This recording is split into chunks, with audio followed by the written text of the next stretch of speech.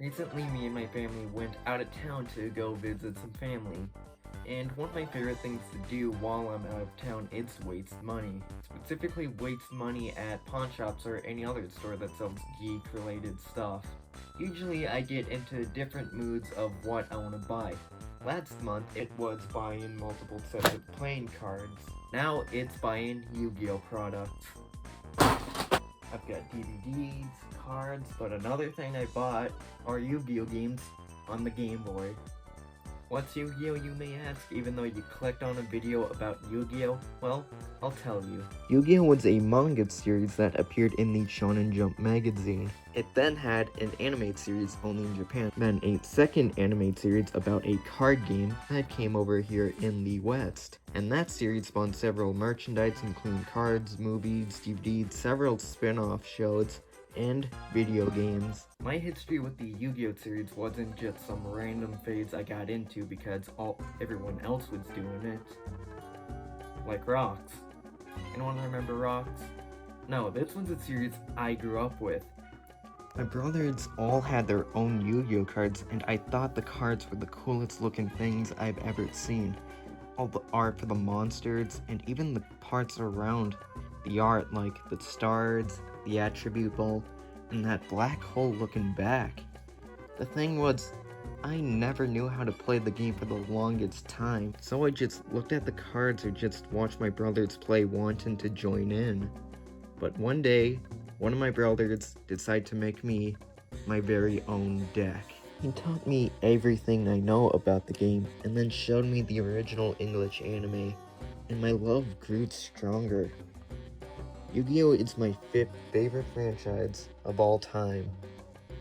But enough history for today, it's time to play some games.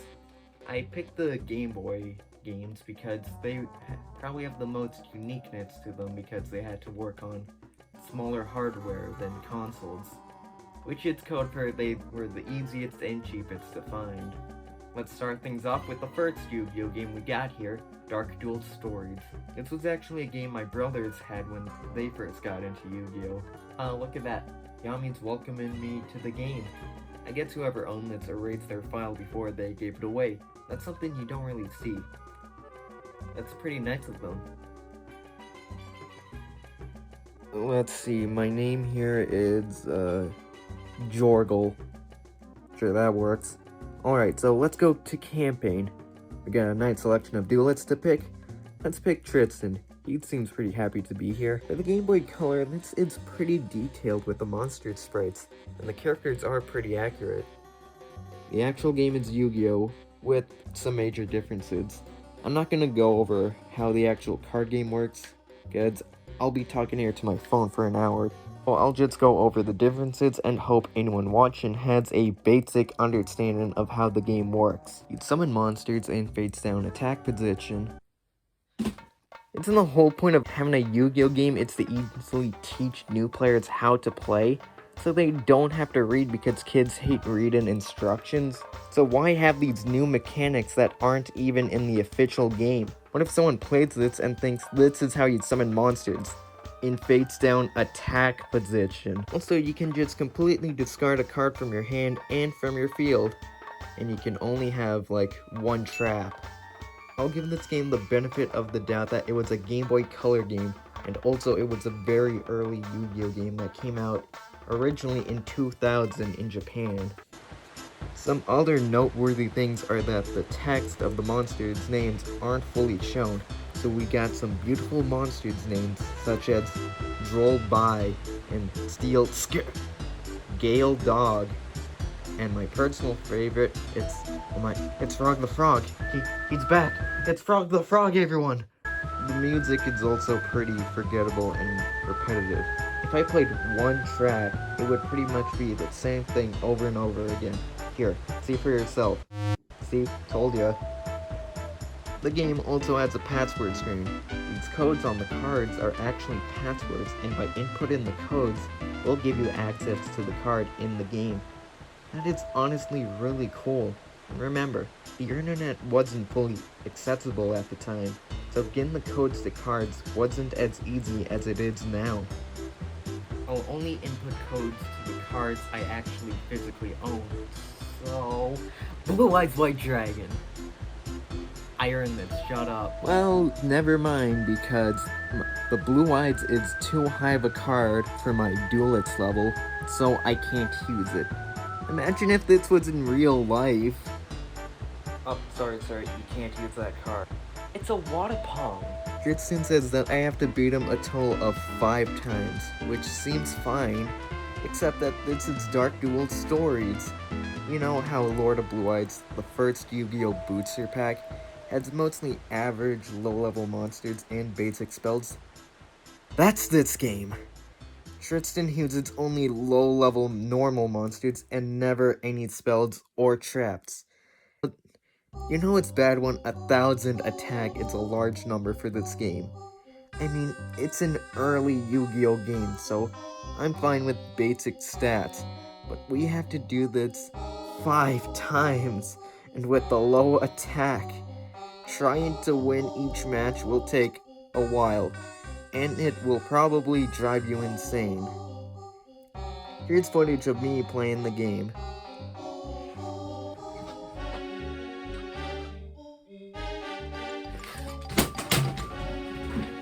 And that was only the first turn. When you win a duel, Taya will give you a random card and a card part. I never learned what that is. Let's try Yugi, maybe this will be a better challenge. Okay, I beat him once, and time for another match, and okay, he'd summon Dark Magician Girl, and I lose. Great. Well, at least it's a challenge, that's good to know. At this point, I decide to take a little break. After dueling Tristan 5 times, Joey once, and Yugi twice, I turned off the game, took a nap, and when I went to go boot up the game, my save was gone. So I tried to replace the batteries, and either we got it the wrong batteries or something else went wrong. Alright, let's move on to the Game Boy Advance with Dungeon Dice Monsters. The first North American Yu-Gi-Oh! GBA game was Dungeon Dice Monsters. You know, the game that's exactly like Duel Monsters, that appeared in 3 episodes and 1 volume in the manga. That had a physical board game which you could buy, and how did that go? Yeah, it sold horribly, and it's kind of expensive to buy online, so I guess they decided to put it on the GBA for a cheaper price. My copy of the game looks like the previous owner committed several war crimes on it. I thought that there was a sticker on the front, and so the owner tried to remove it, which ruined the front, but there's already a sticker on the back, so why is the front like this? How does the game play? Well, this is probably my favorite Yu-Gi-Oh! Game I own so far. This game doesn't give you any tutorial, but because I've watched the episode with Dungeon Dice Monsters, I know exactly how to play this. Each match you have a total of 15 dice, most of them being monsters. The sides of the die have different marks. Stars are for summoning, swords are for attack, shields for defense, arrows for movement, and 2 more for spells and traps. Each player has a die master that have 3 heart points. Whoever loses their heart points loses the game. Each turn you choose 3 die to roll. If you roll a sword, shield, arrow, or the other 2, they add up to the crest pool, 3 hues for their respective functions. If you roll 2 stars with the same number, you have a choice of monsters to summon, dependent on what die you used. When you summon, you place different monster pieces on the board, but they have to be connected to your own pieces. Another thing you have to consider is that once a monster is summoned, you can no longer use their die. So do you want to think about which monster you'd summon? For example, the Penguin Soldier has 2 high movement sides. If you want to keep rolling those movement sides, you'd probably have to summon the other monster choice. You can also buy new die at the shop, so I decided to add the one and only Mushroom Man to my group. In the tournament mode, you face off against familiar characters, but also some one-off manga characters, like this guy who used chloroform on Taya, or this guy who planted explosives on a Ferris wheeler, or a literal toddler. How any of these people were allowed into this tournament, I don't know. After a few matches, I came up with this strategy. Summon weak level monsters with how easy they are to summon, then go straight for the target. This worked until I had a better idea. Because you're only allowed to summon next to your own pizzas, I just summoned around my opponent's pizza so he couldn't summon anything. The AI in this game is pretty horrible. After this match, I decide to move on. But Dungeon Dice Monsters gets my seal of approval. This game we have here is on a double pack. Here we have Yu-Gi-Oh! The Sacred Cards and Rechief of Destruction. Let's start with the former. My name this time is Bagoo. This one is more interesting than the previous games because it's a full RPG-styled story. We start in our house, and Joey and Yugi walk in saying that the Battle City tournament starts today. Apparently our character is friends with the main Yu-Gi-Oh! Cast, and we participate in Battle City. You know, Battle City, one of the biggest arcs in Yu-Gi-Oh! I feel like we're in a self-insert Yu-Gi-Oh! Fanfic. Speaking of,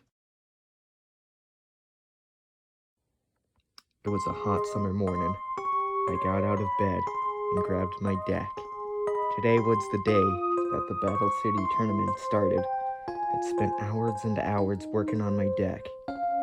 Then suddenly, Joey and Yugi walked through the front door. Joey looking as handsome as usual, and Yugi was his cute little self. Joey then said, "Yeah, looking a little nervous. How about me and Yug help you out?" Yugi replied, saying, "Yeah, anything to help my friends." Joey revealed his little D, and Yugi his swords of revealing light. I was then put in face down position, and then I revealed my dark hole. Then suddenly, Joey declared a direct attack on me with his little D. Then we go outside and Kaiba announces the tournament starting. Remember how in the show how he announces everyone in the city with a huge screen on a giant blimp? Well, in this, he's on the ground and announces it to 6 people. And with that, we're off. I tried to duel everyone, but I couldn't start any matches. It's then I went to Grandpa's shop, and he then tells me to challenge someone, I have to press the R button. Okay, now we're off. The game is more advanced than Dark Duel Stories. It's not full-on Yu-Gi-Oh!, but the gameplay was expanded. We can place 5 spells and traps. It's easier to tell what types of monster cards there are, and even the card art is way more detailed. Even the passwords are back, so I decide to gain a few cards. And once again, my duelist level is too low. How the duelist levels work is that every time you win a duel, your rank increases. The game also has a deck capacity system, where each card has a certain cost, where good cards like Monster Reborn have high costs, and the weaker cards have lower capacities. I'd see what they want me to do. They want me to start off slow and slowly grind my way so I can use the better cards, but trying to figure out the best way to consider the deck capacity limits, and also the type advantages return. So while I'm at the shops, I have to think about what monster types I want, how much they cost in the deck capacity, what their level is, and the menus just makes me so frustrated. I got the hang of it, but navigating the menus for organizing your deck in these GBA Yu-Gi-Oh! Games was not a fun time. In the Battle City tournament, in the show, every duel is the risk of losing your locator card and your rarest card. In this, unless your opponent is from the actual story, they don't bet their locator cards. They only bet their normal cards unless you choose not to bet. But you can bet any card, it doesn't have to be a rare one. I had a lot of fun with this one. Most of the games I played for this video, I spent 1 to 2 hours, but for this game I spent probably 5. I then got to the point of the opponents having way too powerful monsters at low levels. I needed to grind to raise my duelist level and deck capacity, which was not fun, so I'll just stop right here. But maybe I'll pick this game up another time. This game has my second place to Dungeon Dice Monsters. The second game on the double pack, Rechief of Destruction. I hope I'm pronouncing that right. I'm Bugini. We have a cool little cinematic, and we'd start in our house, where Joey and Yugi come in and... Wait, is this the... Yep, I knew it. It's the same game, same menu, same HUD, same dueling board, same overworld, and goody, even the deck capacity is back. So I'll have to spend even more time grinding, getting cards. It's sorry someone stole the Millennium items, I don't care. The cutscenes in the game are more expressive with its sprites having emotions, and the character portraits are smaller with different expressions instead of the same static face with mouth movements. Wait, on the world map, there's a URL link to a Kaiba Corp website. Why don't we type that in and see what happens? That bastard Kaiba rickrolled me! I didn't play this one for long, but no, not just because it's pretty much the same game as Sacred Cards, or that I didn't want to grind anymore. No, it's because every duel, the entire board scans. Every time you do anything, the entire board gets scanned. I think this is for the computer to strategize what to do, but it got so annoying, I got a headache from it. When you draw, it scans. When the fate changes, it scans. When you place cards, it scans. When you change battle position, it scans. When you activate an effect, it scans. When you attack, it scans. Even for the computer, it scans for everything. I don't think I'll go back to this one. This one is below Dark Duel Stories for me. Well, that was a shame. It's a shame that Sacred Cards had such sheer eternity with its inferior conjoined twin. Well, how about we switch up with Yu-Gi-Oh! World Championship Tournament 2004. Yu-Gi-Oh! World Championship, it's actually a yearly series of games that started with this one. They lasted till 2011 with 5Ds on the DS. These games are a combination of the Japanese Duel Monsters line of games on Game Boy and Duel Monsters International on the GBA, also known as Yu-Gi-Oh! Worldwide Edition, Stairway to the Destined Duel. That's its official English name. Alright, let's start this one up, and I swear, if I start in my house again, I'll scream. Oh my god. Oh my god. This is actually Yu-Gi-Oh! Like, it's not altered. It's genuine Yu-Gi-Oh! We don't have discarding cards from our hands and field. We have flip summons, chains, monsters do what they do in the actual card game, no deck capacity or duelist level, no big story, no type advantages. It's just Yu-Gi-Oh! On the Game Boy Advance. We don't have any tournament mode, which is odd for a game called World Championship Tournament 2004, but instead, we just duel the characters in the show. Each character has their own strategy, like Taya builds up her life points, Grandpa tries to summon Exodia, Tristan and Bakura suck. The usual. There's no Kaiba, no Joey, so I guess we have to unlock them, which I didn't. I'm not doing a full-fledged review, I'm just having first thoughts on these games, but I will go back on this one because, well, it's Yu-Gi-Oh! And this was back in the day before Synchro, Exceeds, Pendulum, Link cards were a thing, so if you wanted to play old-school Yu-Gi-Oh! And have no friends like me, then this is the game for you. If I wanted to play more complicated Yu-Gi-Oh!, I'd just play Legacy of the Duelists. The game has the best presentation out of the older Yu-Gi-Oh! Games so far. We have sword icons for when we declare an attack over the cards. When you tribute, a tornado takes away the card you used. The board is more interesting to look at, instead of a single board with different themes. It has a second layer in the background that moves. We got some nice background music. I swear, the battle music sounds like a higher beat version of the Mother 3 Hot Springs theme.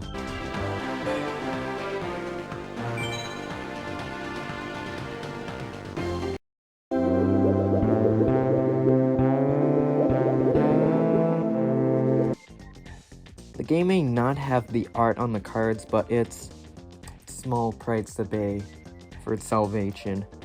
Every time you win a duel, you have a selection of card packs to open. Navigating the menus is easy to figure out, and we even have 3 decks to make.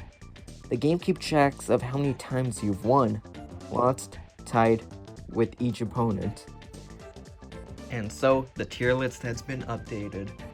Let's try to keep the ball rolling with World Championship Tournament 2005, also known as 7 Trials to Glory. Alright, we start in Grandpa's shop and... Beads, no, it's another RPG? Well, turns out, yes and no. It has an RPG-like overworld, but there isn't actually a huge story. I guess they wanted to change it up from just dueling from the last game. I can respect that. Back in the shop, we have 8 selection of card packs to buy, and even whole deck boxes. And those are literally just starter decks, Yugi, Kaiba, and Joey. Well, I'm familiar with starter deck Yugi, so let's get that and a couple card packs. Alright, I'm ready to duel this guy, and oh, Mokuba just stopped me saying I have an illegal card in my deck. Alright, took those cards out, now let's duel. Oh, come on. You got it right the last time, but no. They were like, yeah, this game has way too much personality. Let's make it worse. It's just a bunch of transparent lines. The text when you win or declare an attack looks like it was from an early 2000s Flash game. This feels like I'm playing on the Virtual Boy, but instead of my eyes and spirit dying, it's just my spirit. The gameplay is Yu-Gi-Oh! I'm starting to see a pattern with these games, but I can't tell. Some changes from 2004 is we have timers for each player, and we can see what phase it is on the side. We play rock, paper, scissors to decide the order. At the end of the duel, we have stats, which turn into currency for the shop. And you have to manually choose the timer for your trap cards. Why? Why do I need to manually pick when I can use my traps? Why can't it just tell me if I want to activate it like the last game?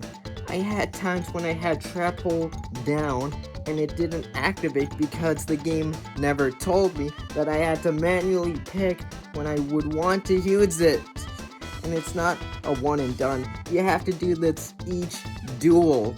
And they knew that this was stupid because in later games they got rid of it and switched back to constantly tell you if you want to activate your cards. That may have been annoying, but at least I knew I could use my cards. You can also switch the languages.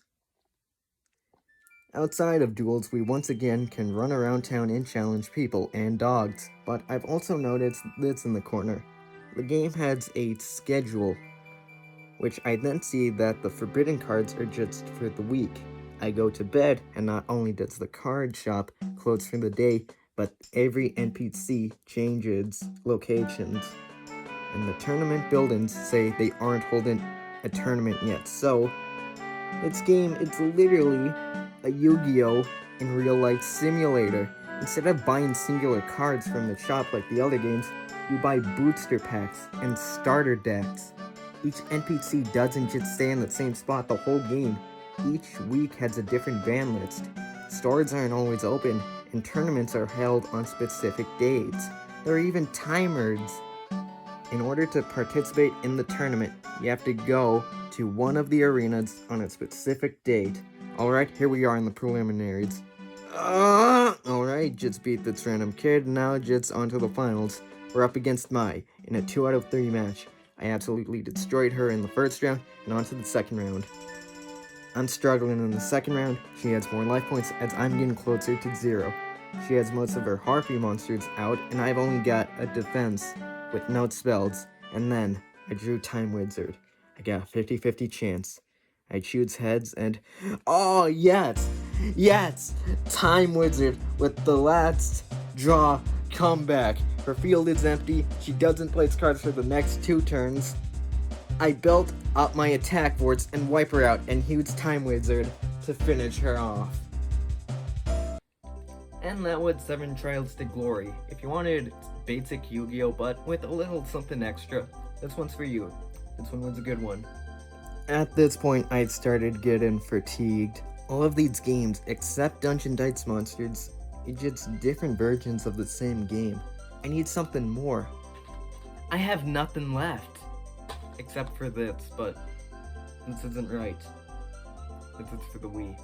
I need a GBA Yu-Gi-Oh! Game that's completely unique from the rest.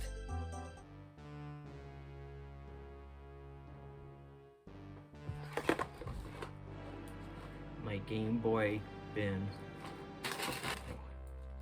can't be. This game right here was a game I've had for quite a while. Ladies, gentlemen, and hamsters, that's right here. It's Yu-Gi-Oh! Destiny Board Traveler. A Yu-Gi-Oh! Board game. At first I thought Yu-Gi-Oh! Meets Mario Party when I first bought this game, but it's more Yu-Gi-Oh! Meets Monopoly. We got a wide selection of characters, including Dark Magician for some reason. I'm going Joey. We can choose how many victory starts we need to get. We can go 100 or just 1. Let's go for 20 for now. For some reason, when we pick our character, the computer players are randomly picked, which is pretty lame. I love making weird combinations in Mario Party. It was simple fun, but fun was clearly not what they were going for with this game. Every turn you have a selection of cards to set on your dice. You have regular fates and star fate spots. What are those? I have no idea, because the game refuses to tell you anything. I had to learn everything on my own. Also, why doesn't the game have any kind of tutorial option? I get that other games didn't explain anything to you, but those were pre-established games. This is a completely original game. Are we expecting for kids to read the manual?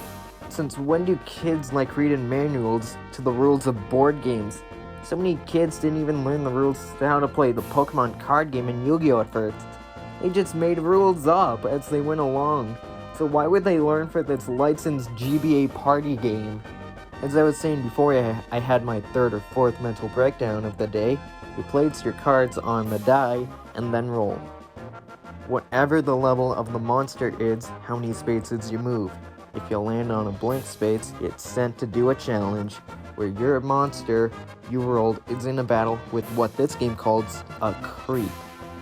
It's a little harsh, might as well call it stalker or child kidnapper. Both you and the creep roll a die, and a specific effect can happen to the other player, like reduce the monster's attack by its defense, or switch its attack and defense, or just do nothing at all and waste everyone's time. It's usually that last one.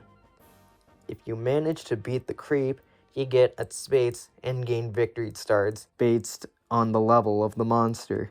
The cornered spaces to specify effects dependent on what board you play, but you only start off with one board, and I didn't care enough to unlock any other ones.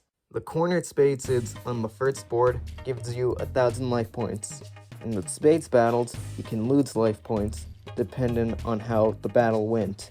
And if you lose all your life points, you're out. If you roll a higher monster, you need to tribute a space you own in order to add it to your die and use it in a space duel. But sometimes it won't even matter, because for no explained reason, during a space duel, your card will, for some reason, return to your hand. I have every right to beat this guy. I have more attack than this card. Nothing happened in the effect rules, but no, my monster returns to my hand, wasting both the space I had to tribute in order to use this card, and also wasting my time. Also, if you don't have enough cards to use for your roll, you'll just roll blanks and don't move. I had a match where I rolled 3 blanks in a row, and guess what? When someone wins the game just boots you back to the title screen. That's it. This game is nothing more than a waste of my time, and I'm done with it. It may look nice, it may have bit-crushed voice clips of the actors from the show, but I don't care to play any more of this game. A Yu-Gi-Oh! Board game that's completely original concept. It's amazing. The whole point of Yu-Gi-Oh! Is the celebration of games. But this game fails to capture that. It's the most boring game I've ever played. Also, fun fact, every single pawn shop I've been to has at least one copy of this game, and the previous owner of this copy didn't even unlock anything, which shows that I'm not alone on this. Well, we started off with a short-lived experience. We had a pretty fun time with the middle part, and then we had to go with this boring game. Well, I think I'm gonna go play a more action-based game instead of a virtual tabletop game. Everyone, thanks for watching. I'll see you next time.